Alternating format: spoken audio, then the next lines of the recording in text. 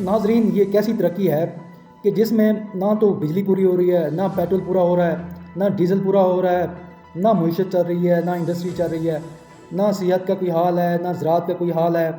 صرف یہ نیلے پیلے صفائی والے سڑکوں پر نظر آتے ہیں، تصاویر بناتے ہیں، فوٹو شوٹ کرتے ہیں، اور یہ جا اور وہ جا۔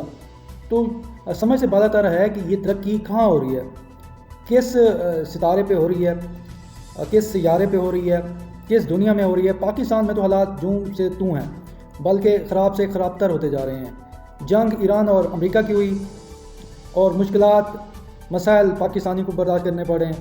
دنیا میں کہیں پہ بھی پیٹرول کی قیمتیں اس قدر نہیں بڑھیں جو جنگ سے پاکستان میں بڑھیں۔ جنگ کی وجہ سے پاکستان میں بجلی کی 12 گھنٹے 16 گھنٹے لوڈ شیڈنگ ہو رہی ہے۔ تو یہ ترقی کہاں ہو رہی ہے؟ آج بھی ان کے لیے فائدہ مند یہی ہے کہ ملک میں استحکام لے آئیں۔ جب تک ملک میں استحکام نہیں لائیں گے، یہ ترقی صرف کاغذوں میں رہے گی یا حکمرانوں کے ذاتی خوابوں میں، عیاشیوں میں، پروٹوکول میں رہے گی۔ عوام کا برا حال رہے گا اور عوام اسی طرح 16 گھنٹے لوڈ شیڈنگ برداشت کرتی رہے گی۔